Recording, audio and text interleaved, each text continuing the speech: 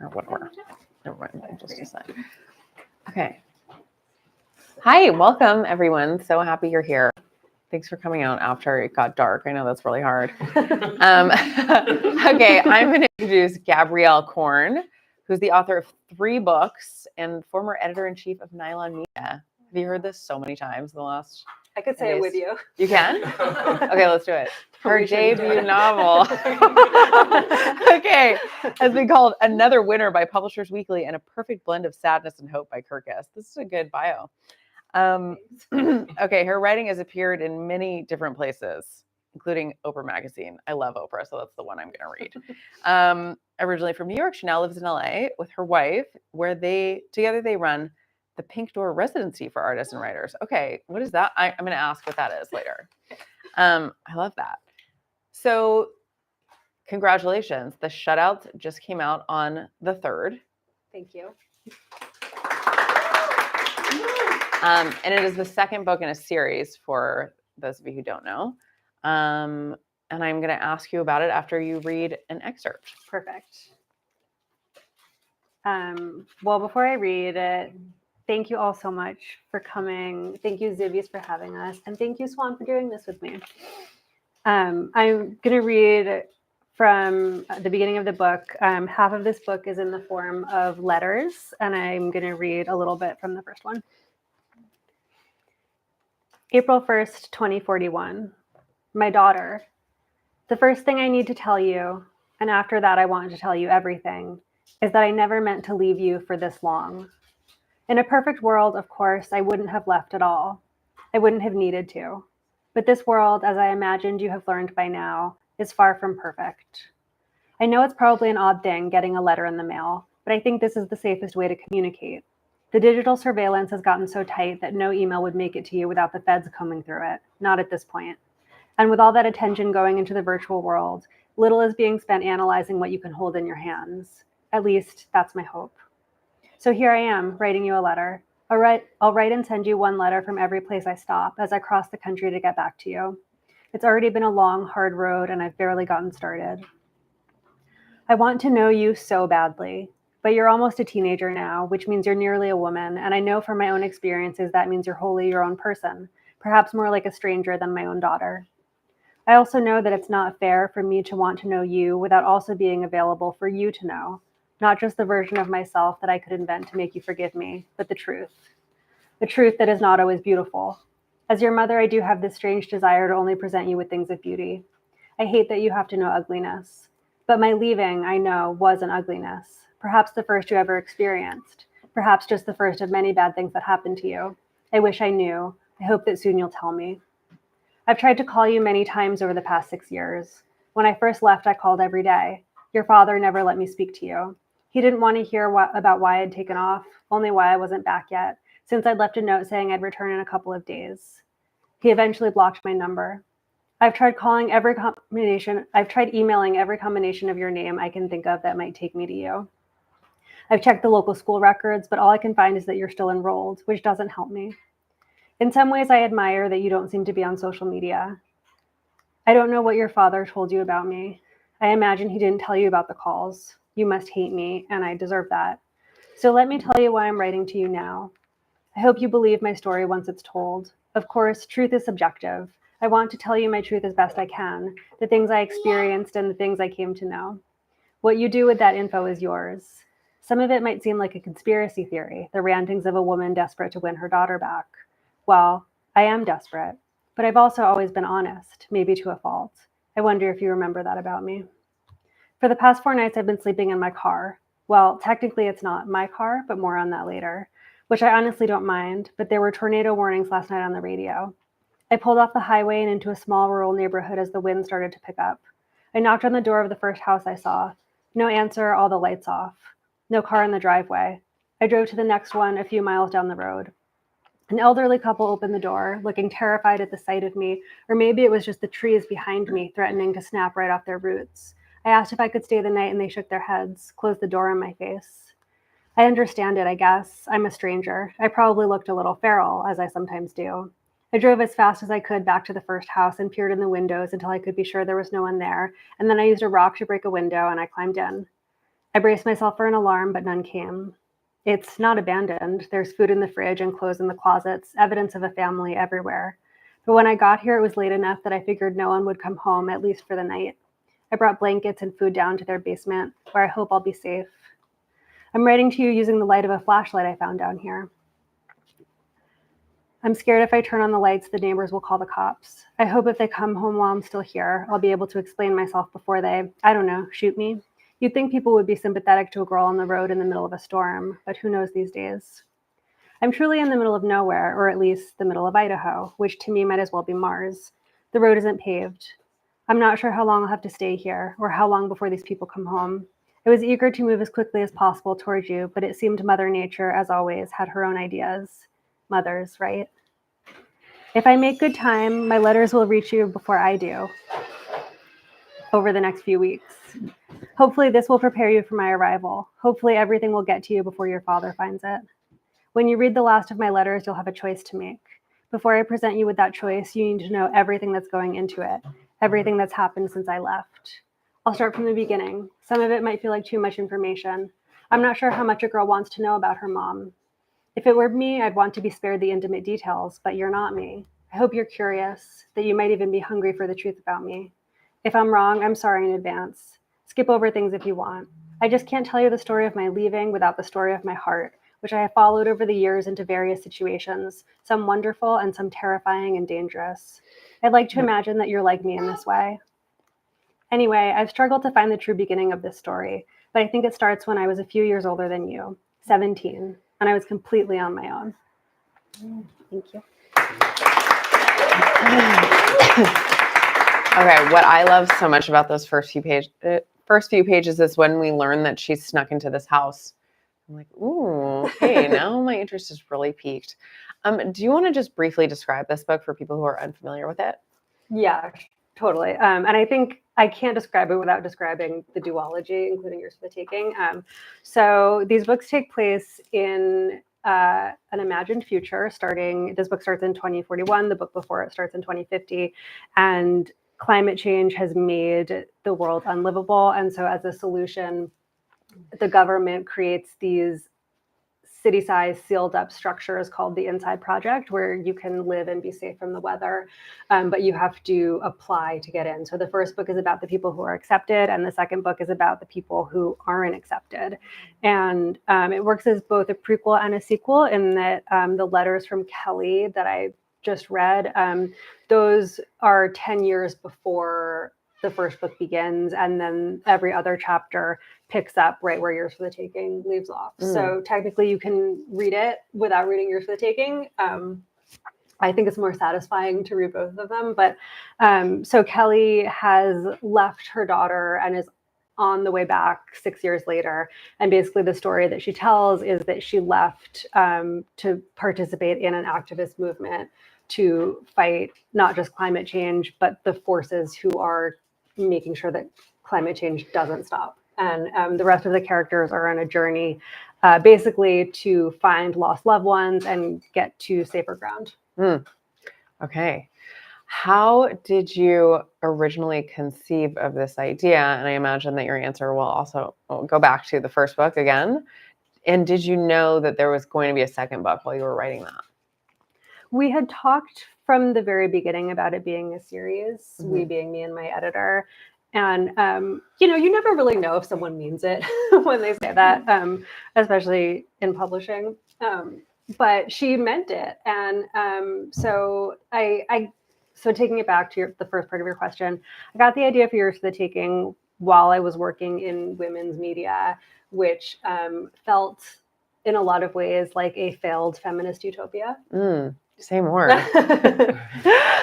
Well, it was like a majority female work environment that we were all told was supposed to be the best place on earth, and it was just as toxic as anywhere else. And so I started having the idea for a story that would fictionalize that experience, and then I, somewhere along the way, thought about setting it in a climate change apocalypse, just to make the stakes even higher. And I started thinking about what it would mean for queer people to live through a changing climate, not just because it's my own community, but because queer people are disproportionately affected by climate change because of where we tend to live. So that was how Yours for the Taking was born. And then there were all of these little moments while I was writing it that felt like I could see entire storylines in a sentence for minor characters. And so by the time that book was finished, I felt like if there's another book, I can see exactly how it would go. But then I did something insane and I wrote something else and sent it over. And my editor was just kind of like, what are you doing? Like, just pitch me a sequel and I'll buy the sequel.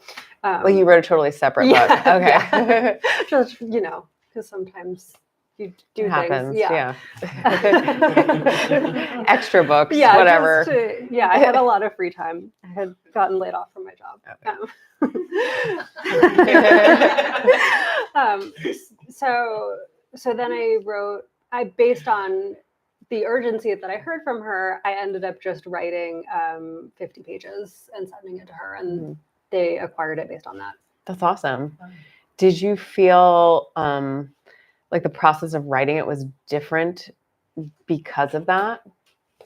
I felt like the process of writing it was different because I didn't know how to write a novel when I wrote Yours for the Taking. And I learned how to write a novel by doing it, which meant there were 40 some drafts because I needed to work out how to tell the story. And by the time I started writing the shutouts, I felt like I knew what I was doing.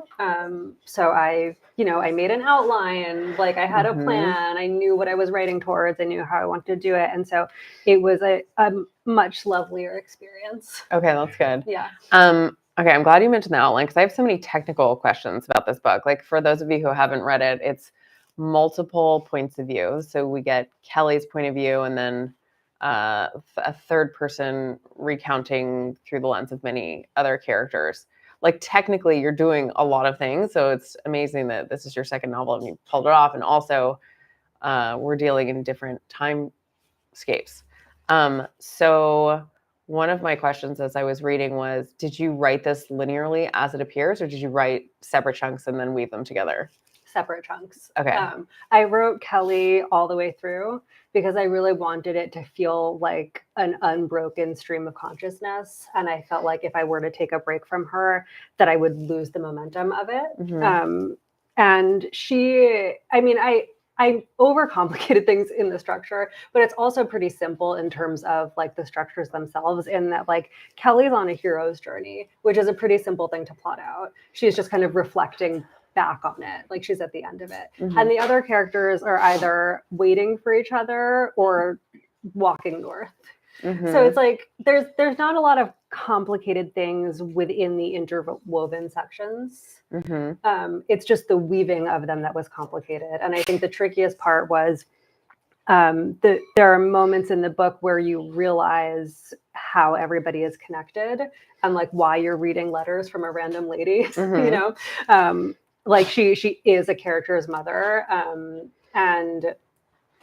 And so that was a lot harder than the planning of it in terms of like the different timelines and the characters, which is like, where do the reveals make sense? And I wanted them all on the first page. Right. Okay, of course. But this is one of the really satisfying things about this book is to see how these characters come together and to not really know for a while. Staying on the outline theme, what did this actually look like? Did you use Scrivener for this, or was it like huge wall? Oh, you did? Yeah. Okay. I love Scrivener. Okay. It changed my life. Wow. Was it your first time using it? No. Okay. When I was revising Yours for the Taking, one of the things that I kept doing is breaking everything up and rearranging it. And Scrivener lets you do that really easily. Yeah. If you don't know what Scrivener is, it's like well, at Word plus plus. It has many more features than Word. It's very visual, Mm-hmm. and you can put different scenes and chapters or whatever length you want onto different pages, and you can just kind of move them around, and you can like view multiple things at the same time on a screen. And for a book like this, it was just so helpful because I wrote the outline and then I just mapped the outline onto Scrivener, and so it was like I could see the different things. Mm-hmm. And it's like it's so visual for me that I can't even like describe it without using my hands. But it was just like but I didn't have to move anything around because I had already planned it out. But it was still really nice. That's going to make it so easy to make it into a screenplay. I hope so. Already done. It's like your work's already done.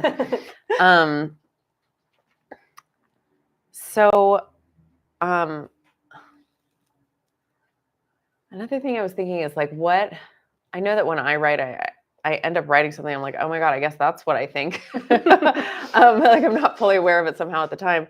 I'm wondering how you felt that this was you dealing with your own feelings about climate change and how that helped you or didn't. I think that there's a lot of power in being informed. And I think my climate anxiety, and I think for many people, manifests as this feeling of like, well, we're just doomed and we're all just going to die and there's nothing we can do.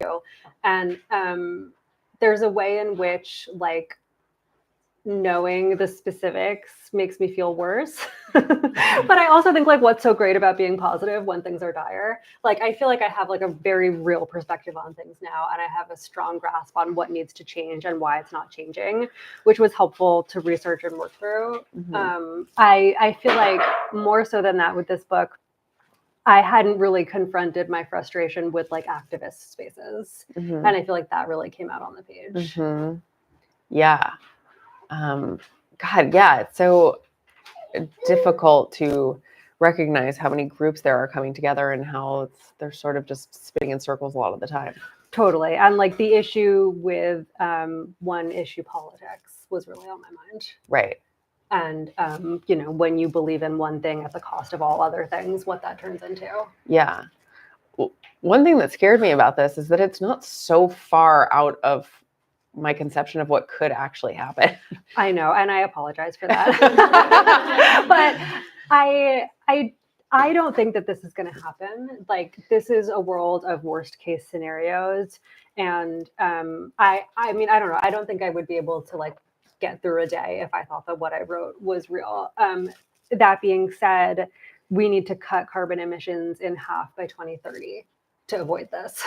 Right. So like the problem is the federal government who, wants to drill on all public lands starting day one. And so really it comes down to individuals and households. And I think that like household emissions account for roughly half of all emissions. So it's not like we're powerless. It's just about collective responsibility. And so it's things like switching to an electric stove and like eating less meat. Yeah. That if we all just like, if everybody in America stopped eating beef, we would stop climate change. Yeah. But short of that, like if most people like ate less, like it doesn't do nothing. Yeah. It's all just like, trying to manage the degrees that the earth warms. And so even if we prevent another 10th, it still makes a difference. Right. As you're talking, I'm remembering I grew up in Southern California and there was a little timer in our shower because it was like, we're in a drought. You'll have to get out of the shower when this little timer's over. That's horrible. Yeah. But you just get used to it, Yeah. Like you just get used to this stuff. It's like, okay, we're in a drought. Yeah. So after you had researched, did the world immediately come into focus? I'm interested in details like is it B3K? Mm-hmm. Their food is called B3K. Like just the world building. Was that easy for you to come up with? So yeah, it really, I wasn't even aware that I was world building as I did it, because I read so many predictions that just kind of coalesced in my brain. And the B3K, which is the 3000th being that they genetically modify and land on as like the super plant that they can live on forever. That's basically the only thing I invented. There's a lot of technology in this book that while I was writing it, I thought I was inventing. It exists. in terms like things like pulling carbon from the atmosphere and putting it back underground, shooting sulfur dioxide towards the sun. I was like, that's brilliant. And then I would just do like a little check, and it all exists. Okay. So at that point, I decided I needed to reverse my method and just look at the incredible things that people are already doing. And what I kept running up against, which really informed the book, is that we literally have everything we need to stop climate change. We have all the information, we have all the technology, and what we don't have is the will and the support. And so in the book, there's kind of an exaggerated conspiracy theory where the government is suppressing science. And when people come close to inventing something that would be useful, they are disappeared. And that came out of my feeling from the research, which is like, why aren't these people getting funding? Like, why isn't this in every house in America? So yeah, to conclude my long-winded answer to your question. I love a long-winded answer. Yeah, the research absolutely informed the world. Something I've been thinking a lot about lately is the intersection of art and service. You know, I'm kind of like, what is my deeper purpose here? What is the purpose of making these books? And this seems to be kind of a form of service in a very obvious way, if you wanted to look at it like that. I'm wondering how you look at it and how intentional that intersection was while you were writing this. It wasn't. Okay. But if I was intentional about any service, it was more about having queer characters than about talking about climate change. It was really important to me that there be a book where not only is everybody queer, but everybody is queer after the apocalypse, especially as like a lover of like big budget survival movies, and like there's never any gay people in that shit. So I just like, that's more what I wanted to provide. Okay, well, you did it. Thank so you. Good job. What do you want people to walk away from this book feeling? I don't know. I mean, you looked at me like, no. Well, so because the ending is complicated for me. And there's a lot of subtext, and I feel like I'm about to take away everyone's joy, but it, on the surface level, it ends on a really hopeful note. And while I was writing it, that's what I felt was like, this has been, you know, a hard book to read, I'm sure, in terms of just the anguish that I put everyone through. And like, I want to end on a hope, on hope. And then there's a certain way you can read it that's really, really dark, in that it kind of zooms in on the B3K, and it's kind of, you know, like growing and spreading and doing its thing. And if you know anything about non-native plants / genetically modified organisms, you know that they're not great for the environment. So it's like things are good for right now, but the question that I had at the end of it was like, are we doomed to just repeat climate change again and again forever? Like, can we ever get out of this cycle of overproduction and overconsumption? But you don't have to think that when you read it. You can just be like, yay, they lived, they found each other, it's great. Well, it's open-ended, you know, and I'm wondering if that is partly because there's going to be another one. I would love to do another one. Great. Yeah. Okay. Publishers, buy another one. Yeah. There is a mother-daughter theme happening in this book. I don't know what my precise question is, but this is happening in multiple storylines. What were you thinking when you were mirroring those relationships? For both mothers, it's kind of an unwanted-ish pregnancy. For Kelly, it's an unwanted pregnancy that she ends up keeping because she gets talked into a marriage with someone who is going to save her from poverty. And with Ava, who's the second mother, she's literally forced to get pregnant while she's living inside. And I guess I was exploring the different ways that love manifests despite the circumstances. And as we know from the first few pages, like Kelly left her daughter. And with Ava, if you've read Yours for the Taking, what you know is that her daughter wants to leave her. And instead she says, like, yeah, fucking right. Like, I'm going with you. So I think I was exploring also like mothers who leave and mothers who stay. Yeah. Awesome. Do you know, I know you don't know if there's going to be another one, but do you have an idea of what you might be working on next? Sort of. Have you already written another book? So as with everything in publishing, it's like never like really up to you. There are a couple of different projects that have been sent to the people who make the decisions about my future. Great.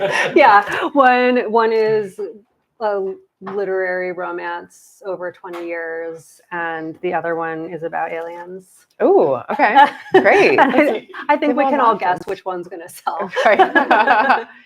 Yeah. Cool. Well, Yeah. good for you. So Thank productive. Oh my gosh. Thank you. I call it not having a day job. Yeah. Yeah. That's really how you do it. Makes a big difference. Yeah. I wrote my first book while having a series of insane day jobs. And it's amazing what you can produce when you aren't working for someone. Yeah. All right. Do you think you'll ever have a day job again? I mean, never say never, but at this point I'm committed to doing anything to not. Yeah. Yeah. You won't. Thank you. Okay, wait, what is the Pink Door residency? So the first floor of our house is its own apartment. And when we first moved in, it was my office. And then I got laid off and we put it on Airbnb. And the Airbnb kind of immediately became so successful that we wanted to use it also for good, because Airbnb is really evil and I hate being part of the system. So we have people apply to come stay and do a residency. And it's mostly for people who can't do like 2 weeks in a castle in Ireland, like people who really, really just want like 4 days of quiet away from their kids. So we do it. How often do we do it? I feel like we did it like 6 times last year, maybe like 5 times this year. Yeah, it's been like an amazing experience, and the demand has been crazy. Like last time I put the link up, we got 75 applications. Oh my God. Yeah, there's like really a demand for it. And I think residency culture is so weird and exclusive. And I think, I don't know, like it's nice that it's like just us, like in our house, and like they don't have to see us, or they can see us. I think it's for a specific type of person who seems to have found it. That's so awesome. I love that you're doing that. More service. And yeah, I think a residency is whenever you make it, so that is lovely. I think I'm done asking questions. Let's open it up to the audience. Well, first of all, this was fantastic. Thank you for having us and my very loud child. I'm so happy she's here. She's having a fucking blast. Loudly making noises, saying "baby" as you're reading. What was my question was so making writing your full time and not having a day job. Do you feel any? Like, how do you deal with like any added pressure for like, this is the thing, like, no excuses, you're focusing on it. Like, what kind of pressure do you feel like you're contending with to like produce like the work? Yeah, I mean, I should clarify, I'm still freelancing. So it's not like I'm just like writing my novels and like making money. I took on like a big ghostwriting job. And so that's been the main thing this year. But I think I got this advice a couple years ago and it really changed my life. And that was, no one thing is ever going to be the thing that changes your whole life. Like I really tried to pivot my perspective on writing to like building a body of work that hopefully will someday sustain itself, rather than counting on like a surprise overnight success, because I just don't think that's how publishing works anymore. And like what's frustrating about it is that everybody loves the debut, and there's never more marketing or publicity than for your debut, which is like, it's so counterintuitive when like the reality is, I think most people who have a book that breaks through, it's like their 7th book, you know? So to answer your question, I just try to think of like no one book as the thing. And I also like, I don't know, I've been writing a lot this year, and I don't know if I can keep up the pace, because also like it's important for me personally in my process to like have experiences that aren't just like mining my own brain. So like I'm worried I might like run out of things to think if I'm just like alone in my office. That's not going to happen. Are you only writing fiction, or are you writing? Yeah. Yeah, okay. I'm only writing fiction. Cool. How has doing all of this research, how has this changed how you personally live your life? Aside from maybe not eating meat, but like, has it changed how you live your day to day? I mean, not eating meat changed my day to day. And I did become vegetarian over the course of these books. You turned yourself vegetarian. Yeah. That's cool. Yeah, you can talk yourself into anything, it turns out. I mean, but otherwise, I feel like I've always tried to not be like super wasteful. I feel guilty a lot more. But we had already gotten an electric stove. I still don't drive. We'll say that that's for climate. Yeah. Not a product from New York at all. Yeah, not because I'm afraid.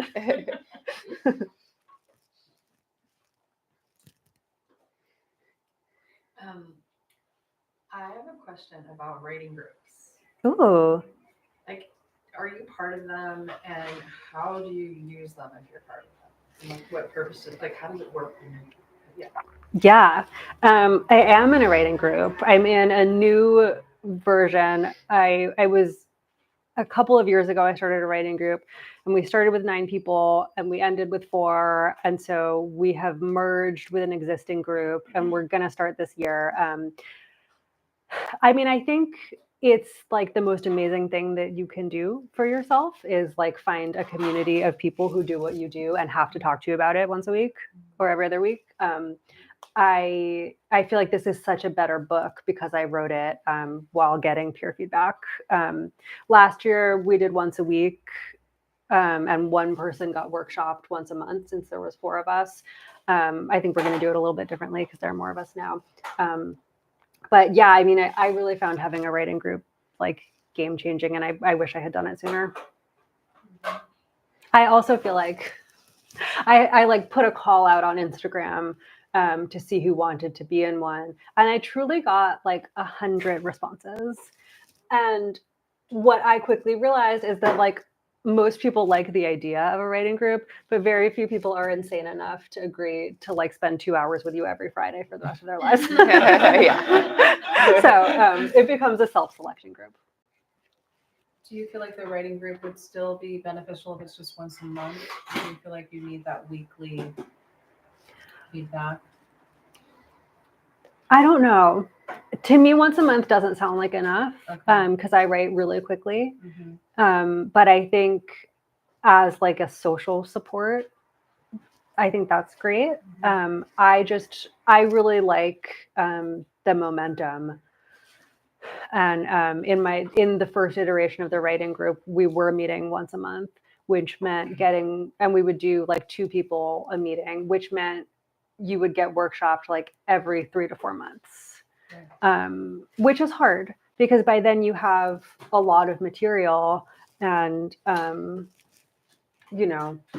we agreed on like 10,000 words to send so that we wouldn't overwhelm each other. So it's like the more paced out it is, the harder it is to kind of get the real-time feedback.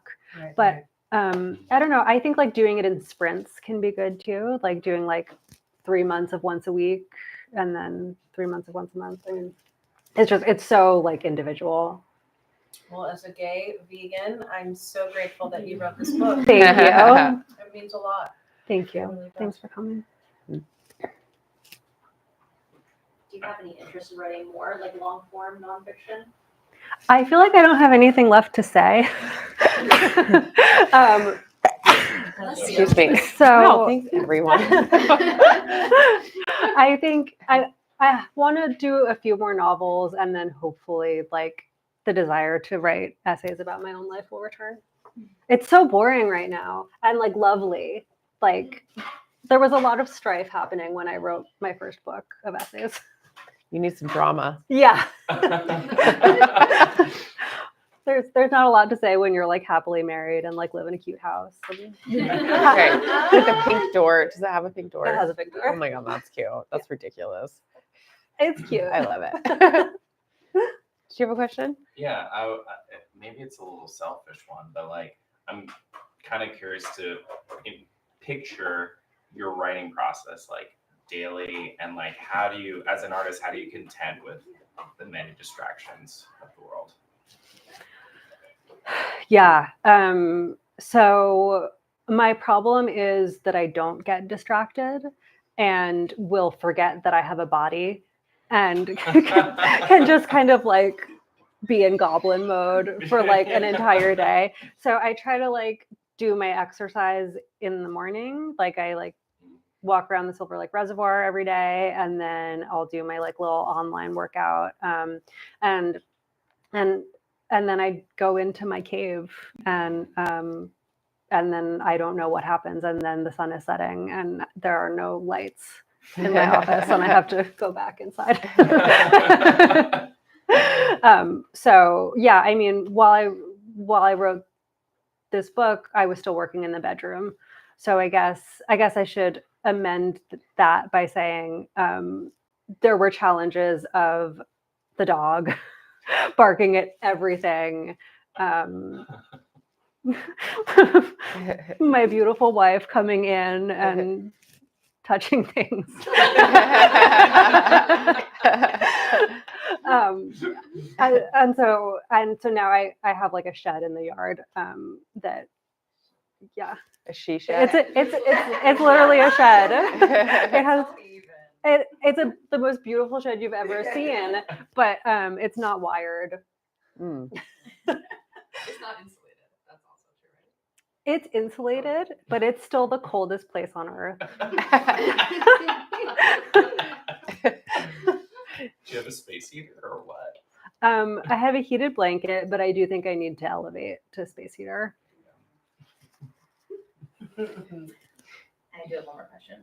What other kind of queer stories would you like to see out there or like to write?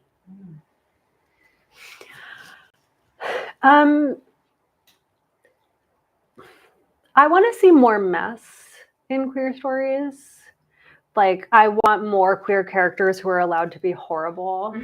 Like, I think we've checked the box of like the redemption, and I don't know. I really enjoy like an unlikable queer character. I think that's equal rights. And I mean, I have the two aforementioned projects. It's hard to think outside of them. But one of them, the one that's the love story, it's from 2005 to 2025. And it's two women who know each other from high school, and they meet 3 times over 20 years.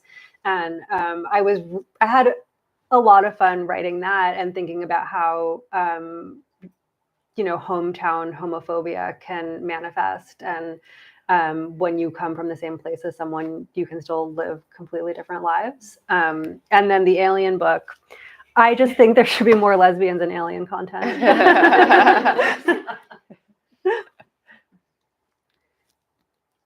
I had a question about your like mother-daughter themes, and like how vulnerable you choose to be with your own experience with your own mother, and then how like do you outsource research? Do you like where do you draw the line? Such a good question. I mean, everybody always thinks that they're in your book, no matter who they are. Like, even if it's someone who, like, it would never occur to you to base a character on. So I try to just accept that, like, my mother will always assume that she's the mother. But actually, she did a good job of being like, I know that it's not me. I think, honestly, I don't have kids, but I identified more with the mother characters than with the daughter characters. And I think I put a lot of myself into them. And I have a lot of ambivalence about whether or not to have kids. And it was more of me imagining what I would do if I were forced to have children, and how I would figure out how to love a daughter that I didn't necessarily want. Versus putting my specific mommy issues on the page. Good question. Yeah.